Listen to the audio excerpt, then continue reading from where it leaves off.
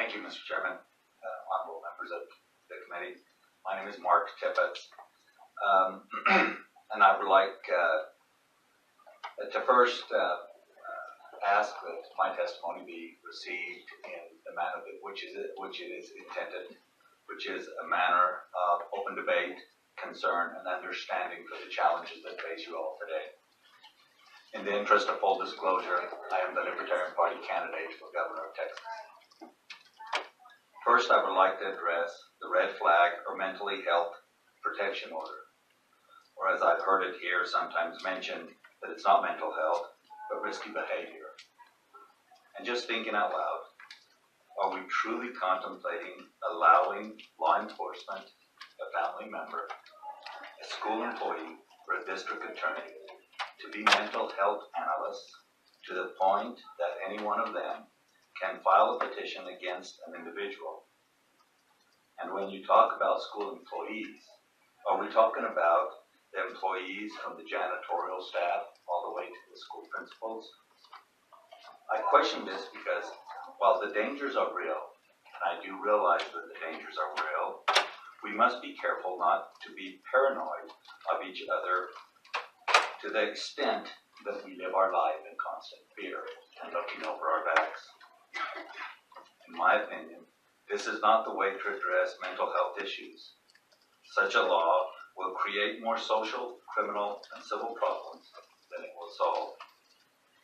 When you talk about preserving the fundamental Second Amendment rights, let me just remind myself what, as it pertains here, that is, the right of the people to keep and bear arms shall not be infringed. It does not say, unless that infringement is a common sense infringement.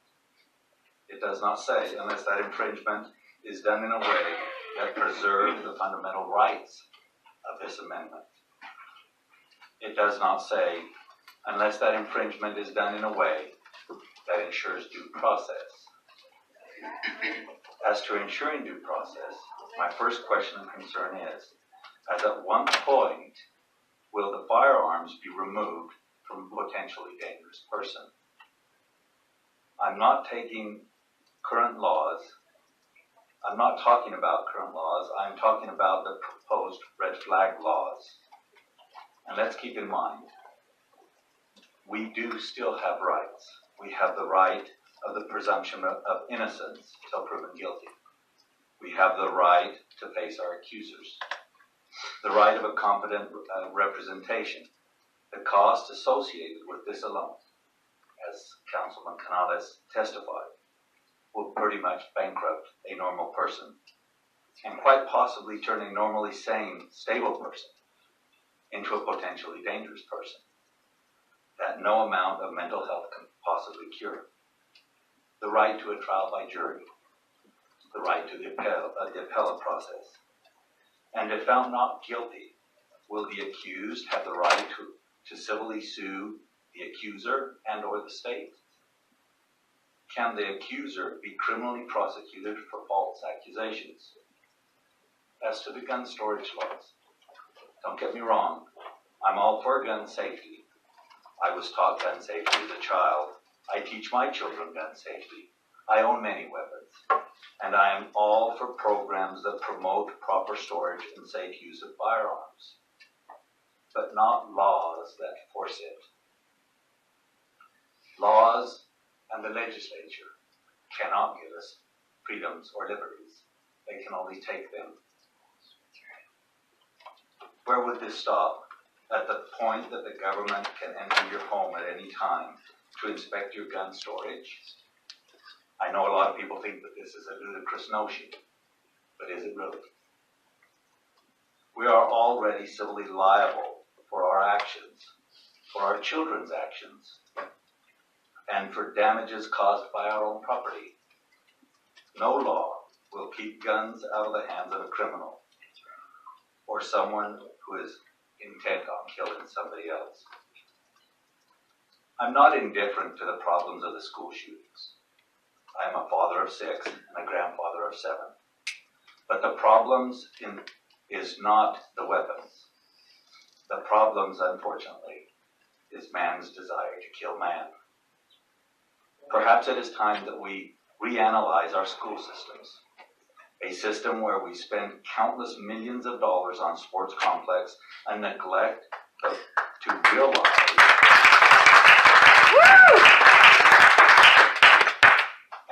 to realize we are creating physical and social divisions in our own children.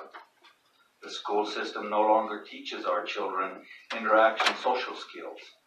We must accept responsibility for the problems we have created and not do what we always do, blame guns. We parents, grandparents, and schools must teach our children and create programs in our schools that teach how to cope with disappointment, rejection, and the pitfalls of life. Programs that not only teach our children social skills, compassion, sympathy, empathy, tolerance, and acceptance, but we must have programs that teach our children to recognize in themselves and in others when somebody is down.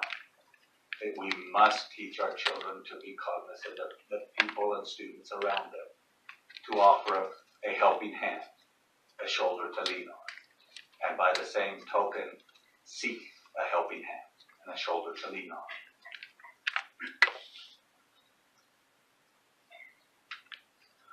There are always two ways that we can face and solve problems: with fear, anger, and hatred, or with understanding, compassion, and love. I hope that we will choose the latter. Albert Einstein said, "We cannot solve problems with the same mentality that created them."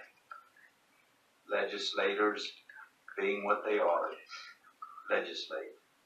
We cannot solve this problem with that same mindset. It is a legislator's job to legislate, but every legislator took an oath of office to defend and protect the Constitution from all enemies, including yourself, if necessary.